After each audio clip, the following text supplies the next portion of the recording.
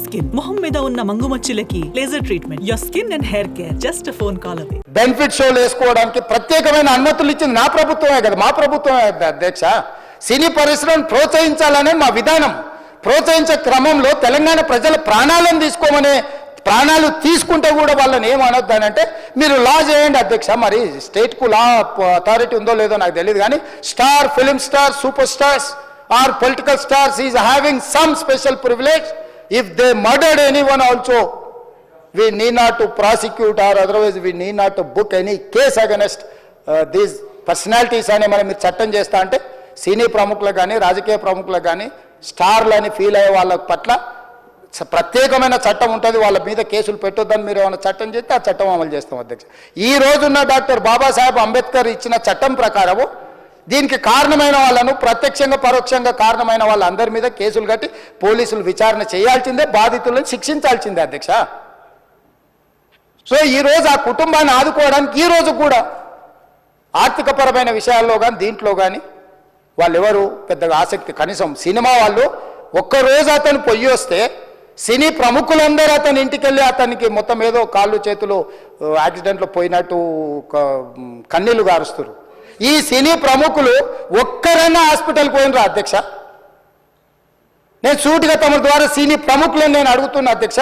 తల్లి చనిపోయి 9 సంవత్సరాల పిల్లగాడు బ్రెయిన్ డెడ్ అయ్యి ఆక్సిజన్ అందక 20 రోజుల నుంచి హాస్పిటల్లా కోమాలో ఉంటే ఈ సినీ ప్రముఖులు ఒక్క రోజు కోసం పోలీస్ స్టేషన్ పోయిన ఇంటికాడ క్యూ కట్టి ప్రభుత్వాన్ని తిడుతున్నారు, నన్ను తిడుతున్నారు, అతన్ని పరామర్శిస్తున్నారు. ఏమైంది అధ్యక్ష? అతను కాలు పోయిందా, కన్ను పోయిందా, చేయి పోయిందా, ఏమైనా కిడ్నీలు దెబ్బతిన్నా, ఏమైంది?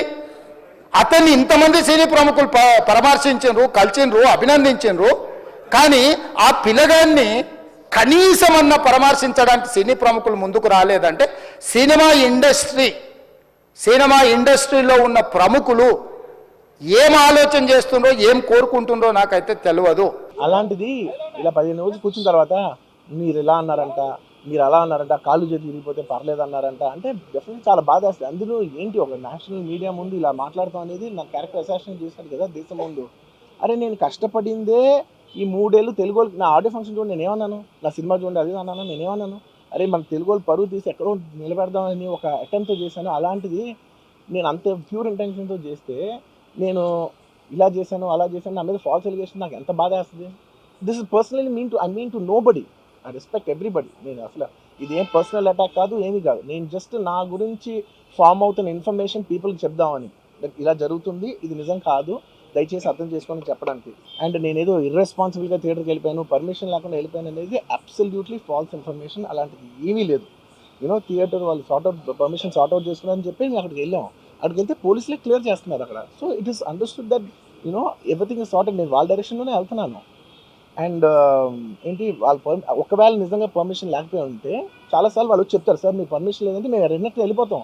వాళ్ళే క్లియర్ చేసి ముందుకు రమ్మంటూ ఉంటే పర్మిషన్ ఉందనుకునే కదా మేము ముందుకు వెళ్తూ ఉంటాం in that flow of things. So నేను ఆ మైండ్ స్పేస్లోనే ఉన్నాను. ఇలాంటిది ఒకటి జరిగినప్పుడు ఏదో మీడియా కోసం ఇంకోళ్ళ కోసం నేను సుకుమార్ గారు చాలాసార్లు మాట్లాడుకున్నాం, దానికి మనం ఏం చేయొచ్చు. నేను ఒక మంచి అమౌంట్, పెద్ద అమౌంట్, నువ్వు ఒక అమౌంట్, మైత్రి నుంచి ఒక అమౌంట్ తీసుకుని మనం ఒక ఫిక్స్డ్ డిపాజిట్ ఆ అబ్బాయికి ప్లాన్ చేద్దాం. ఊరికే మనం ఏదో చేతులు దుడిసేస్తాం అలా కాకుండా, మిగతాలో కాకుండా మనం జెన్యున్గా ఏదో చేద్దాం. దాన్ని ఆ అబ్బాయికి ఫిజియోథెరపిస్ట్ పెట్టిద్దాం, ఇలా చేద్దాం అలా చేద్దాం, ఎన్నో విషయాలు మాట్లాడుకున్నాం. అంత మాట్లాడుకున్న తర్వాత నేను కేరింగ్గా లేను సార్, ఎలా ఉంటాం sir? I have the same age kid. నా కిడ్కి ఎలా అయిందంటే నేను అలాగే ఫీల్ అవుతాను కదా. I not a father? Because of an unfortunate incident we had to come back. ఆ తర్వాత ఒక తండ్రిగా నాకు ఇంత పెద్ద సినిమా తీసిన అతను లాస్ట్ 2 వీక్స్గా ఈ గార్డెన్లో మూల కూర్చొని ఉంటున్నాడు.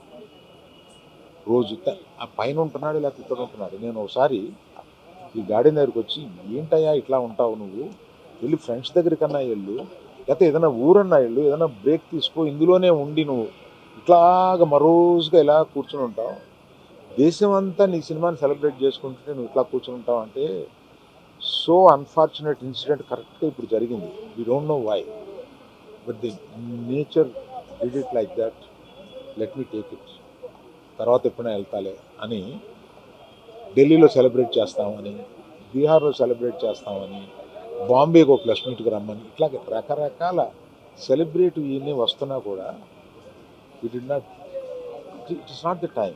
ఇట్ ఈస్ ఒక ఫ్యామిలీ, అందులో తన అభిమానుల ఫ్యామిలీలో అయిపోయినందువల్ల అతను చూస్తుంటే నాకే కడుపు తరుపుకుంటుంది.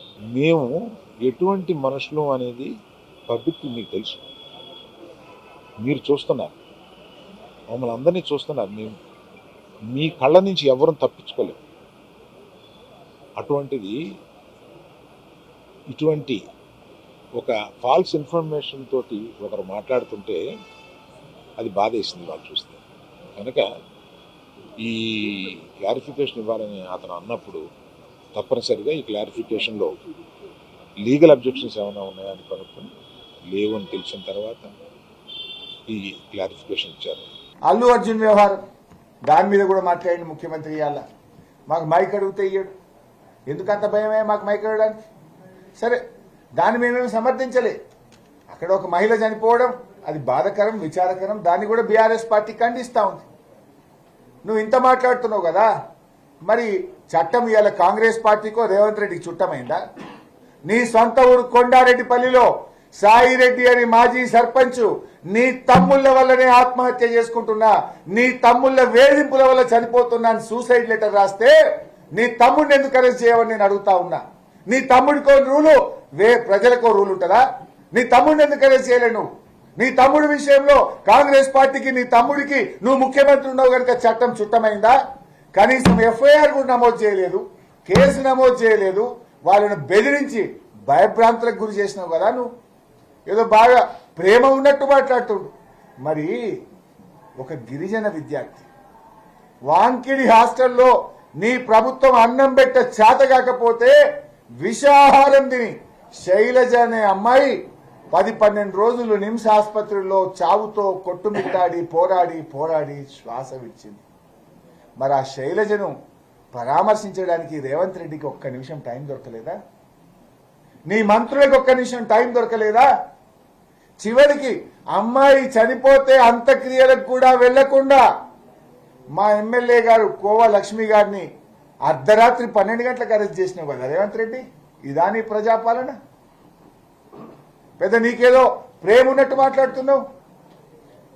సరే, దురదృష్టకరం. ఆ సంఘటన ఎవరు చనిపోవాలని కోరుకోము, కానీ ప్రేమ అందరి మీద ఉండాలి కదా.